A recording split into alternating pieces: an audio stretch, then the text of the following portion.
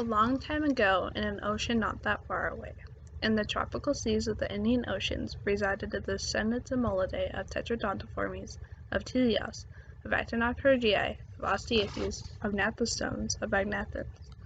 A female Mola Mola carrying over 300 million eggs in her single ovary decided to mate with a passing-by male by fertilizing her eggs externally.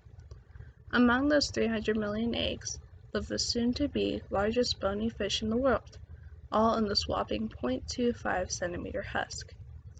As they hatch, their 2 millimeter spiny sun-like bodies huddled near their brothers and sisters, forming a school of protection. The small larvae soon develop into fry, gaining an average of 0.82 kilograms a day while losing their caudal tail in the process. The fry grow fast, foraging on small crustaceans in the benthic zones as young adults. They are even thought to squirt water through their mouths in order to forage for food in the sand and even help with their locomotion. They eventually lose their swim bladder and spiny bodies and are soon big enough to live solitary lives away from their siblings. This makes the Mola Mola, we'll call him Greg, quite happy. Now that Greg no longer has a swim bladder, he can now do what Mola Molas do best, eat. Siphonophores and jellyfish love to hang out in deep waters below the chlorophyll maximum layer during the day, where they hide from pelagic predators. Unfortunately for them, Greg can dive over 600 meters so that he can enjoy his delicious cold meal. Afterwards, he swims up and lays flat at the surface of the water to rewarm himself from the cold depth.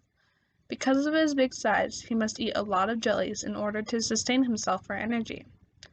Thankfully, as sunfish gain more mass, they can dive and stay down longer than smaller sunfish. Although they may not be as flexible in the water, this increase in mass improves their ability to experience slower core cooling in those cold deep water environments.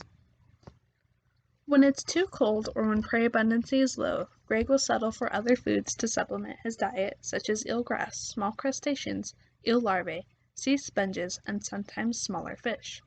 This often occurs during colder months, where we can see Greg and other Molidae species exhibit burst swimming events to chase rather than dive for their prey. We also notice a greater amount of elemental levels in the body, such as zinc, copper, and cobalt in the colder months, which is likely due to the shift in prey items. Greg is very accomplished. His large body keeps him warm for diving, while his flat surface area allows him to warm faster when basking at the surface of the water. He has a reduced tail called a molar clavis that consists of a fused anal and dorsal bone, with the caudal vertebrae being completely lost. It is also known as a pseudocaudal fin, literally meaning fake tail fin. In fact, Molidae are known for having the fused vertebrae of many fish, as well as reduced forma or nerve holes, which is likely due to the lack of caudal fin.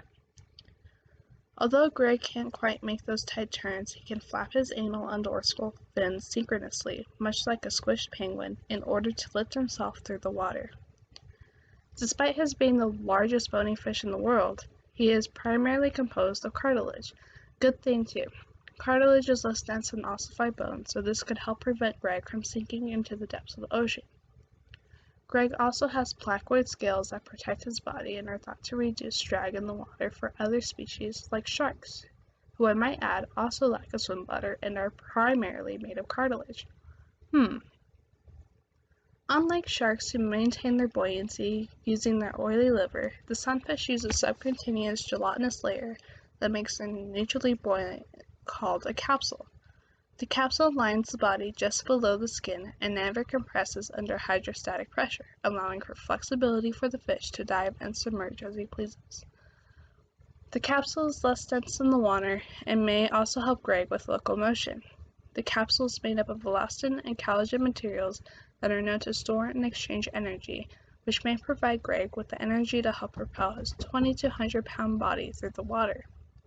This is great because it allows him to stay quite active so that he can continuously surface and dive while he forages for food.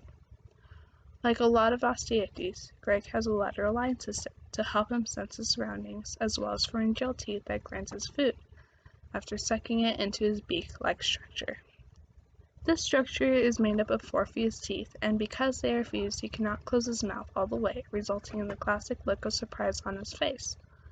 This is also where the name Tetradontiformes comes from, tetra meaning 4 and dont meaning teeth.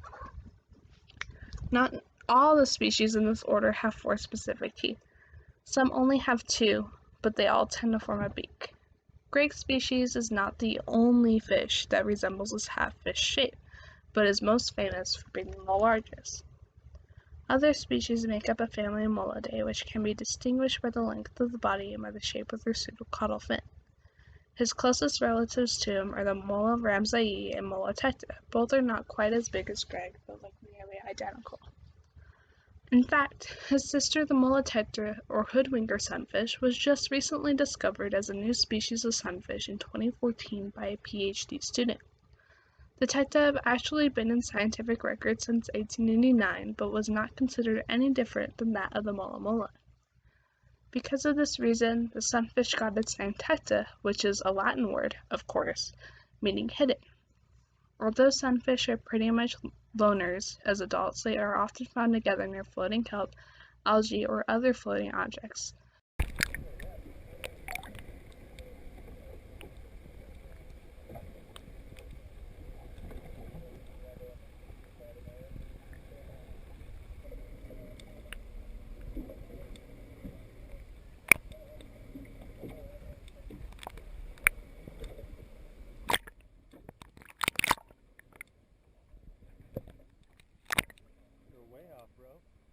Oh man, I'm getting awesome footage of this guy. I know.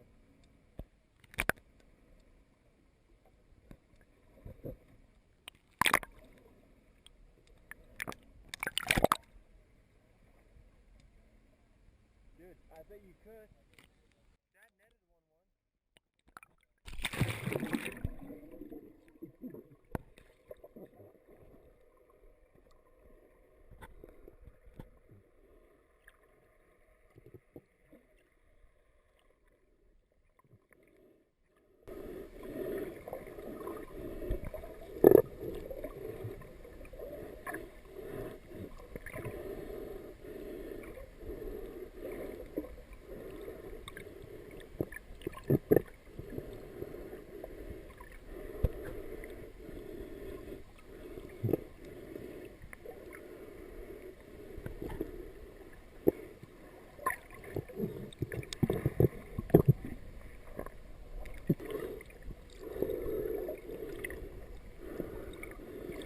These places are usually loaded with cleaning grasses and other cleaning fish to help them pick off over 40 species of parasites that live on Greg. Often, Greg may even poke his dorsal fin above the water several times to attract a bird and then lay on his side at the surface in a basking position. This is another way that he may get help in cleaning off the parasites that grow on him.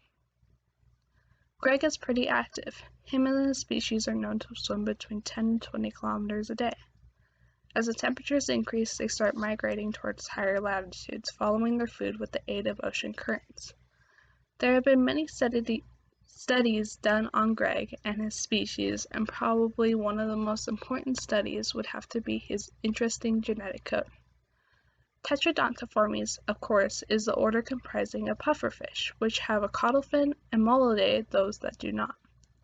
When the two families were compared, they found that pufferfish had less Hox genes than that of Mola, contrary to initial belief. As it turns out, researchers are finding that Mola Mola's genetic code is under positive selection of fast evolution. They found this for both insulin receptor genes and in genes related to extracellular matrix. This makes sense as sunfish have a very vast extracellular matrix composing of large parts of their collagenous tissue and the gelatinous structure that keeps them buoyant. The positively selected insulin receptor gene may also help lead researchers into new insights on Donahue syndrome in humans. Because of Greg's large body size, he doesn't have many predators aside from sea lions, orcas, sharks, and people. Yep, people, who'd have thought? As it turns out, fisheries tend to catch these guys as bycatch on occasion and have mistaken plastic bags for delicious jellyfish. As a result, Molidae have been considered by the International Union for the Conservation of Nature as a vulnerable species, but has not been considered endangered as of yet. However, further study in a 2018 article has suggested that fisheries and others alike have misidentified Mola's genus, making it difficult to determine if population size are adequate when it comes to the ocean sunfish. In conclusion, ocean sunfish are much more active than initially thought. Although Greg may be fat, he utilizes his body to its full potential so that he can become even fatter. Mola Mola are interesting animals to study because they are very different than your typical osteichthy. In fact, he's seemingly evolving backwards towards chondrichthyes while still maintaining osteichthy's advantages of pharyngeal teeth and operculum covering their gills.